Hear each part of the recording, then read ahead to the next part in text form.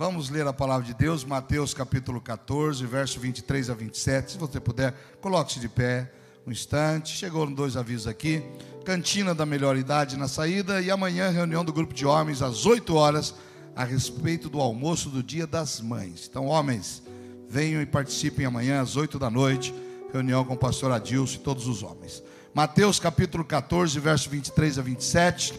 E o tema da nossa mensagem é esse que você viu aqui há pouco. Não tenha medo, não tenha medo, não temas, né? Vamos ler Mateus capítulo 14, verso 23 a 27.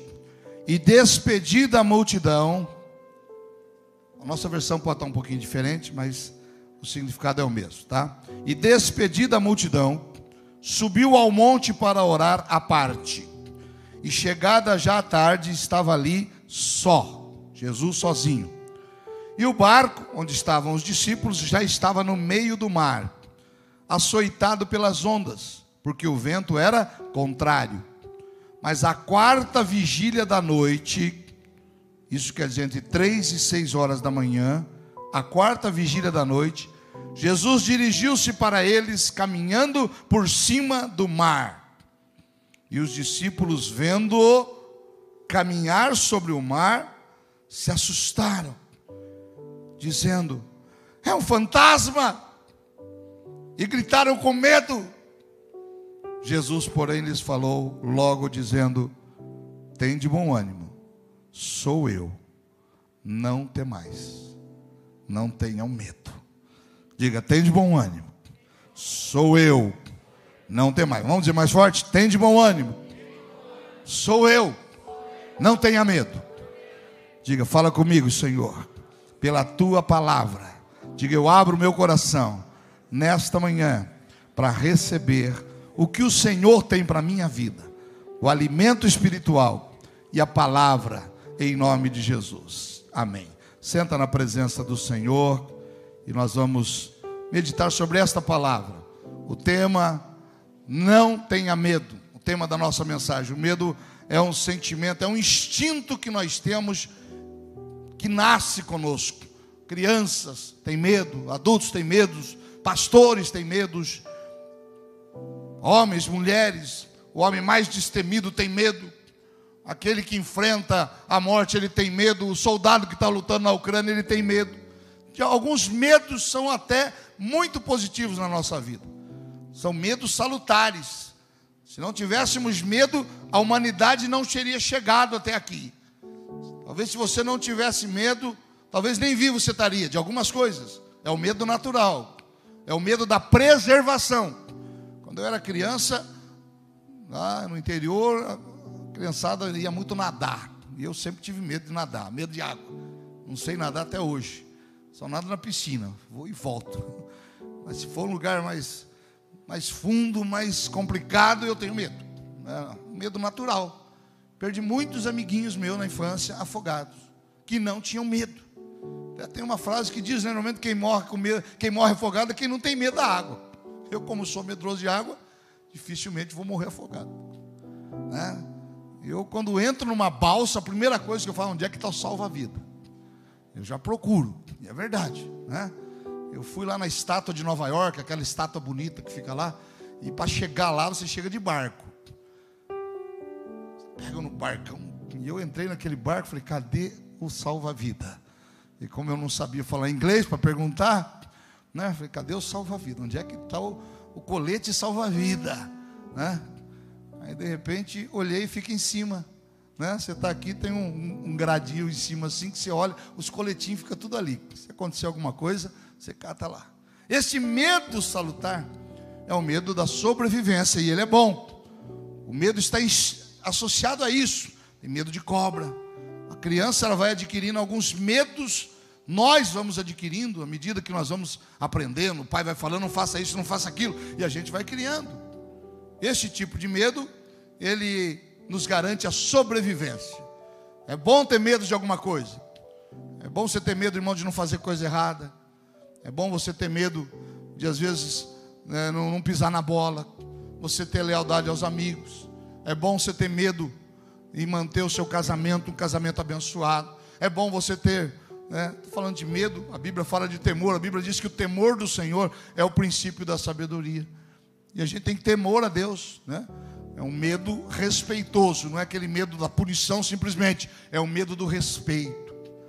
Antigamente o pai da gente, você fazia alguma coisa, o pai já dava aquela olhada assim, e você já gelava, né? Já começava lá embaixo, já vinha pela espinha, e o pai olhava, né? Não precisava nem falar nada, só o olhar do pai já dava aquele medo, temor, respeito.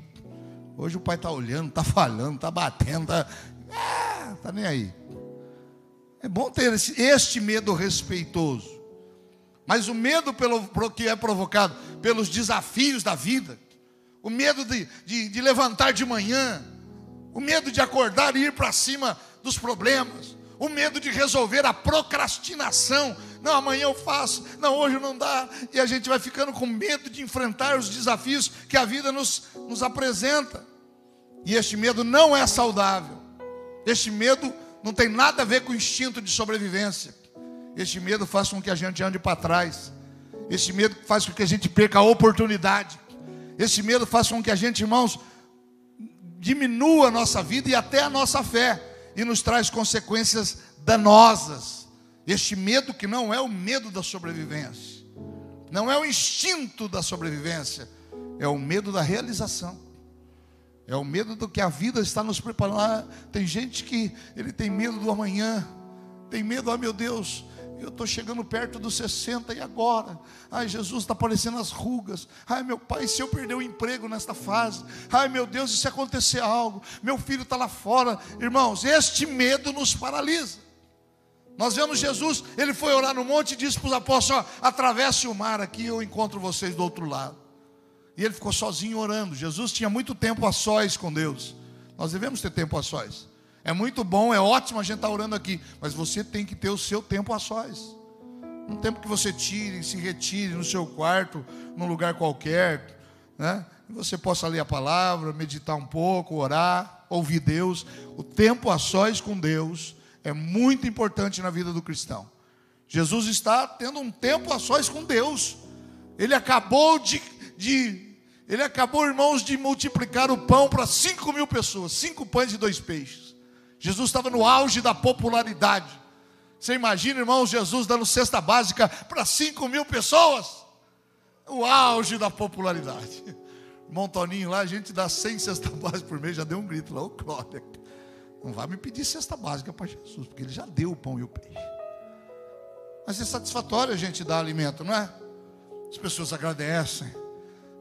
Esse é o rei dos reis. Olha, ele multiplicou 5 pães. Jesus está no auge da popularidade. O Senhor devia se candidatar a rei de Israel. O Senhor ia dar comida para todo mundo. Puxa vida, o Senhor é o pai dos pobres mesmo. O Senhor olha por nós. Jesus está no auge da popularidade. E é complicado quando a pessoa está no auge da popularidade humana. É só elogio. Oh, você é demais. Você é o cara. Aí tem gente que fala: esse cara sou eu.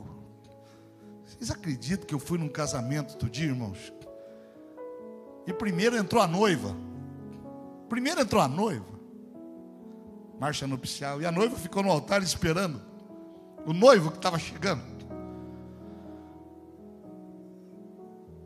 E daqui a pouco o noivo, belo e formoso. Sabe qual a música que o noivo escolheu para entrar? Esse cara sou eu. Esse cara sou eu. Jesus amado, eu não estou vendo isso. Eu não estou vendo isso. E pensa que estava com vergonha? Espero em Deus que o casamento esteja abençoado. Esse cara sou eu. É complicado quando a gente está no auge, quando você tem uma grande vitória, você ganhou a casa nova, o carro, você conquistou a mulher da sua vida, né? O namoro, logicamente, não depois de casado. Depois de casado você tem que conquistar a sua mulher todo dia, e o seu marido todo dia. Jesus está no auge da popularidade, sabe o que ele faz? Ele se retira para orar. Ele vai orar no monte. Ele vai dar glória a Deus. Isso é um segredo de vitória, irmão. Quando as coisas vão bem, glorifique a Deus. Porque quando as coisas forem mal, Ele estará do seu lado. Ele sabe, a glória dEle, a honra dEle, é para Ele. É tudo para Ele. Jesus se retira para orar e fala para os apóstolos: atravesse o mar, eu encontro vocês do outro lado. E no meio da noite, na vigília, 3 horas da manhã, talvez ele estivesse orando desde a tardia, Jesus vai ao encontro deles e aparece andando sobre as águas. Jesus anda sobre o mar, e o mar está violento. O mar está açoitando o barquinho, jogando para um lado e para o outro. Eles já estão com medo. Aqueles discípulos que andavam com Jesus, que viram Jesus expulsar demônio, ressuscitar morto, multiplicar o pão, eles estão com medo. O medo é um instinto natural. E no meio da noite, 3 horas ou 6, de 3 a 6 e a quarta vigília, aparece Jesus, andando. A primeira coisa que o medo faz a gente ver fantasmas. Quando eles olham, eles gritam e dizem o quê? É um fantasma! Quando você está com medo, irmão, coisas pequenas se transformam em coisas grandes. Problemas que você já venceu no passado e vai vencer de novo, parecem intransponíveis. Parece que aquilo vai acabar com você. Agora está tudo acabado. Não está acabado, irmãos. Só está acabado quando Ele disser que terminou. Sua vida não termina quando o inimigo diz que está terminado. Sua vida não termina quando acaba o dinheiro. Sua vida não termina quando termina uma situação que você está vivendo. Só termina quando Deus disser que terminou. É dele. Ele é o alfa e o ômega. Ele é o início e é o fim. É Ele quem começa a obra e é Ele quem termina a obra. Ai, meu Deus, é um fantasma. Para de ver fantasma. Para de ver fantasma na sua casa, no relacionamento, na igreja. Sei não, viu, mas parece que eu já estou com medo até de pensar. Ai, parece que está vindo um negócio ruim. Acho que é a 5ª dose agora da Covid que está vindo aí. Porque agora, meu Deus, o dólar, pastor, deixa eu ver o dólar. Por acaso você tem dólar? Ai, mas a bolsa, por acaso você está aplicando na bolsa e não me fala? Nós temos que confiar em Deus. Jesus disse: os dias são maus, mas a minha presença suprirá toda a sua necessidade. Deus tem compromisso com a gente. Eles veem um fantasma. O medo te faz ver fantasma. Pessoa insegura, pessoa que vê fantasma em tudo, né? Só que acorda de noite e começa a bater no marido. Por que você está batendo em mim? Porque eu sonhei que você estava me traindo. Pode falar, pode confessar. Quem é? Maria da Silva Ribeiro. Fala, quem é? O marido está dormindo, pensando que vai ter que trabalhar no outro dia cedo. A obra está parada, está difícil o serviço. Fala, eu sonhei que você estava me traindo. Irmão do céu, o que é isso? Eles vê fantasma. Olha para quem está ao teu lado e diz assim: ó, não veja fantasma, pelo amor de Deus. Segunda coisa que o medo faz, ele paralisa. Pessoas com medo não realizam, irmãos. Pessoas que têm medo nem começam. O fracassado não termina, mas o vencedor nunca desiste. Diga assim comigo: o medroso não começa. Diga: o fracassado não termina. Diga: mas o vencedor nunca desiste. Quem é você? Quem é você nessa história, nesta frase? A partir de hoje você vai dizer: eu sou esse vencedor aí, pastor. Pode estar difícil, mas eu não vou desistir. E você vai vencer em nome de Jesus. Ah, eu não vou nem começar porque não vai dar certo. Esse é o medroso. Fracassado é aquele que começa, mas eu vou parar aqui no meio, vou parar essa caminhada, vou parar de ir na igreja, vou parar de dar dízimo, parar de fazer oferta. Nem termina. Mas o vencedor, ele vai até o fim. E Jesus disse: ao que vencer, dar-lhe-ei a coroa da vida.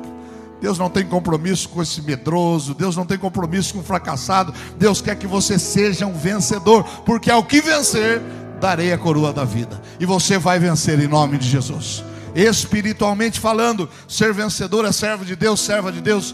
Espiritualmente falando, ser vencedor é cuidar da tua família, cuidar de você, cuidar do templo do Espírito Santo, é fazer o jejum da vitória. Ser vencedor, irmãos, é você estar ativo na presença de Deus. E aqui eu olhando para você, só vejo vencedores e vencedoras. Quem concorda, dá um glória a Deus bem forte aí. Aleluia. O medo nos paralisa. O que é que está paralisado na tua vida? Qual é a obra que está paralisada? Qual é o projeto que você paralisou? Qual é a situação que você precisa retomar e você está procrastinando? Não, amanhã eu faço, depois da manhã, semana que vem, no mês que vem, no ano que vem, na outra vida. Não tem reencarnação não, irmão, é nessa vida mesmo. Eles ficaram paralisados e atemorizados. Terceira coisa que o medo faz, eles gritaram histericamente, gritaram com histeria. Ai meu Deus, fantasma, estamos mortos, acabou. Pedro, fala para minha família que eu vou morrer. Cuida bem do meu filho que eu vou morrer. Eles ficaram vendo coisas histericamente, com histeria. Hoje em dia, se a gente começar a ouvir, irmãos, fake news, certos programas de televisão, se a gente começar a ouvir certas histórias, certas pessoas, se a gente começar a ouvir, irmãos, histórias negativas, a Bíblia diz que a fé vem pelo ouvir. Se eu começar a ouvir gente que só fala de derrota, só fala de doença, só fala de separação, estou com um problema no casamento, eu vou me aconselhar com aquela terapeuta que já separou 5 vezes, ela sabe o que fala. Sabe qual é o conselho dela? Separa. Por que você vai lutar? Você tem que se aconselhar com quem tem a palavra de Deus para você. Você tem que se aconselhar com quem vai te jogar para cima e não para baixo. Ai, pastor, eu não sei, eu ouvi aí falar disso, daquilo, de governo. Irmão, ouça a voz de Deus. Para de histeria, gritaria. Deus nem sempre está na gritaria. A gente gosta muito de fogo e grita, eu também gosto. Mas às vezes Deus está no silêncio. E Ele fala no teu coração. Como está falando nessa palavra. Eles ficaram histéricos. Para. A fé vem pelo ouvir a palavra de Deus. Ouça mais a palavra de Deus. Leia. Falar ouvir não é só rádio, né? É estar na igreja. É ler a palavra, o Espírito Santo de Deus falar ao seu coração. Tudo isso faz parte de ver, de ouvir a palavra.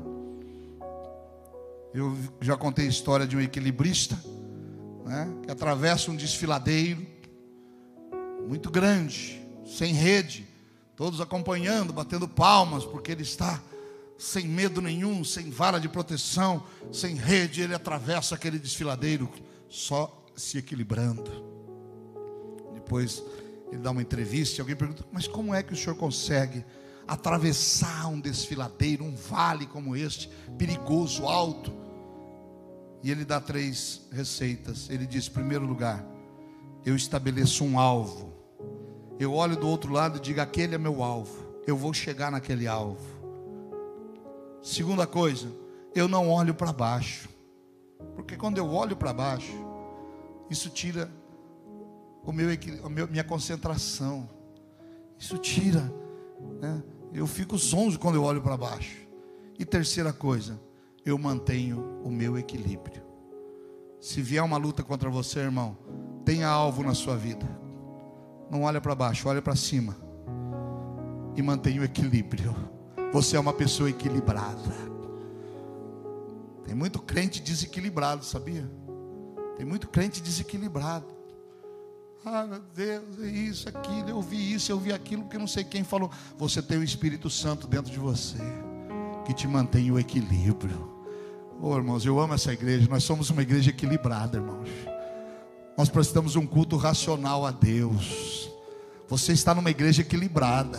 Você tem um pastor equilibrado. Você tem líderes equilibrados nessa igreja. Que bom que você também é uma pessoa equilibrada. Mantenha o alvo. Estou atravessando a luta, mantenha o alvo. Meu alvo é Cristo. Não olha para baixo, não olha para o lado, olha para frente e mantenha o seu equilíbrio, e você vai vencer. Diga graças a Deus. Irmãos, a Bíblia, tem gente que diz que há 365 citações da palavra não temas. 365. Tem outros que dizem que não é tudo isso. Mas eu creio, não contei também. 365 vezes a palavra de Deus diz: não tenha medo. Uma para cada dia. A de hoje está recebendo aqui. Mas amanhã Deus vai dizer de novo para você: não tenha medo. A segunda brava, é brava para os outros. Para você a segunda é mansa. Aquele que chega no seu serviço, tomou todas, fim de semana, está com dor de cabeça. Meu Deus, eu vomitei. Ai, Jesus, eu bati na mulher. Meu pai, estou arrependido. Você vai chegar lá e dizer: eu fui na casa de Deus, tive um bom almoço, curti minha família à tarde, descansei, vi o Palmeiras perder e estou aqui feliz. E estou aqui feliz da vida, porque nós somos uma igreja equilibrada. Igreja que não gosta nem de falar de futebol. Aí todo mundo torce para um time. Isso é hipocrisia. O bom é sermos do time de Jesus, que nunca perde, que é mais que vencedor. E você faz parte desse time. Dá um glória a Deus aí, queridos. O Salmo 56, versículo 3: no dia em que eu temer, eu hei de confiar em ti. Salmo 56, 3. Olha o Salmo 34, 4. Busquei ao Senhor, e Ele me respondeu, livrou-me de todos os meus medos. Salmo 34, 4. Diga comigo: busquei ao Senhor, e Ele me respondeu. Diga: Ele me livrou de todos os meus temores. Aleluia. Salmo 27, primeiro. Salmo 27, 1. O Senhor é a minha luz e a minha salvação. A quem eu temerei? De quem eu vou ter medo? O Senhor é a força da minha vida. De quem me recearei? Aleluia. Versículo completo, vamos lá, projeta aí. O Senhor é a minha luz e a minha salvação. A quem eu temerei? Continuando. O Senhor é a força da minha vida. De quem eu terei medo? De quem ou do que você terá medo, se o Senhor é a força da tua vida? Ai, pastor, está aparecendo uns sintomas aqui. Eu estou com medo que seja uma coisa muito ruim, querido. O Senhor é a força da tua vida. Não temerei o que o homem pode me fazer, e não temerei o que eu possa me fazer, porque Jesus é a força da minha vida. E Jesus, com a sua voz mansa, mas firme, no meio daquela tempestade: é um fantasma, meu Deus, vamos morrer. Jesus diz: tem bom ânimo, acalma, sou eu, não tenha medo. Jesus está dizendo para você: está vindo a onda difícil, está vindo a dificuldade, está vindo a luta, não tenha medo, eu estou com você, eu estou no seu barco, eu estou na tua casa, eu estou na tua família, eu estou na tua vida pessoal, eu estou nas tuas finanças, eu estou na tua saúde. Não tenha medo, nenhum mal vai te acontecer. Você crê nessa palavra, queridos? Você recebe essa palavra na tua vida? Quem recebe, dá um glória a Deus aí. Coloque a mão sobre o teu coração e diga: eu creio que Jesus no barco repreende a tempestade e me garante a vitória. Aleluia. Jesus no barco não quer dizer que não vai ter tempestade, mas Jesus no barco quer dizer que você não morrerá nessa tempestade. Podemos ter tempestade. Quando ele estava no barco dormindo, tinha tempestade, mas ele acorda e repreende a tempestade. Jesus está repreendendo tempestade na tua vida nesta manhã. Você que entrou aqui com medo, você que passou uma semana aflita, perdeu o sono, você que vai enfrentar essa semana um grande desafio e está com medo do que possa acontecer, quero dizer para você que Jesus está contigo.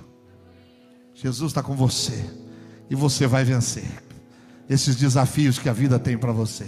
Você crê nisso, querido? Aleluia. Eu quero orar por você, pela tua família. Quero glorificar a Deus pela tua vida. Coloque-se de pé no teu lugar. Daqui a pouquinho nós vamos distribuir o jejum da vitória, o prospecto para você marcar os alvos do seu dia, para você fazer conosco o jejum. Mas agora é hora de orarmos sobre esta palavra. Quem tem algo a entregar para Deus? Eu não vou perguntar o que é, mas algo que talvez esteja tirando um pouco o seu sono, incomodando, algo que talvez esteja te fazendo preocupar-se excessivamente não é a preocupação do dia normal, é algo que está roubando a sua paz e talvez tirando um pouco a sua alegria, preocupação. Em outras palavras, é um medo que você tem, um temor que você tem, excessivo, de algo que você pode entregar nas mãos de Jesus nesta manhã e sair daqui livre, dizer: Senhor, eu vou enfrentar e vou vencer, em nome de Jesus. Temos alguém que quer receber uma oração específica sobre essa? Levante a mão. Não vou perguntar o que você quer entregar, não. Talvez seja na família, você em casa que está aí, ó, clica aí, coloca aí a tua mãozinha aí nas redes. Levanta a mãozinha bem alto assim, que esta palavra tenha falado ao seu coração. Traga esta mão à altura do seu coração e todos façam o mesmo. Senhor, eu estou orando agora por estas vidas, Pai querido, que talvez tenham um medo excessivo. Não é, Senhor, a preocupação normal da vida que nós temos, todos temos, ó Deus, mas há pessoas que talvez com medo excessivo, ó Deus, o medo de uma doença, o medo, Senhor, uma insegurança, a depressão que causa medo, medo de colocar os pés para fora do quarto, para fora de casa. Oramos, Senhor, recentemente por um jovem que não saía do quarto há anos, porque tinha medo de colocar os pés para fora, Senhor, e ele foi curado e liberto deste medo. Ó Deus amado, o Senhor veio para libertar do jugo, do medo, do pecado. O Senhor quer, ó Deus, que tenhamos liberdade, vida e vida em abundância. Por isso eu estou orando agora, Pai querido, sobre cada vida, sobre esta palavra, sobre os teus filhos e filhas, que nesta manhã declaram que há algo que precisa ser mudado, precisa ser tirado, e o medo, Senhor, os impede, paralisa, causa histeria. O medo nos faz recuar nos nossos projetos, nos sonhos. Em nome do Senhor Jesus, Pai, eu estou orando agora, repreendendo todo medo, todo mal, toda dificuldade que tem causado esta situação, Pai. Eu estou repreendendo em nome de Jesus e declarando vitória. O Senhor é a força, o Senhor é a nossa luz. A quem temeremos? Se o Senhor está conosco, a quem temeremos? Tu és o Deus da nossa salvação. A quem temeremos? Tu és Jeová Jiré, Deus de provisão. A quem temeremos? O Senhor é aquele que cria caminho no meio do mar. A quem temeremos? O Senhor é aquele que levanta o pobre e o faz assentar entre os príncipes. A quem temeremos? O Senhor é o nosso Deus. Entregou a vida do seu próprio filho por nós.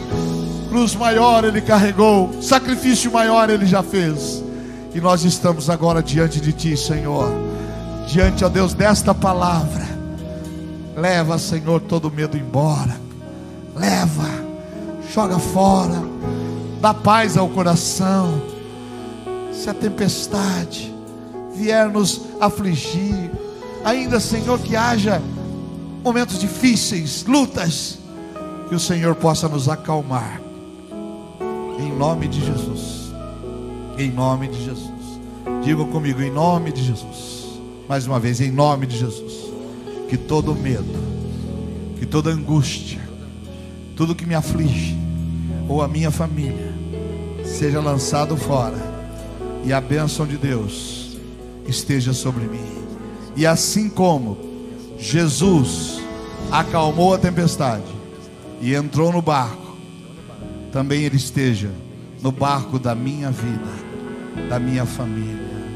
Aleluia.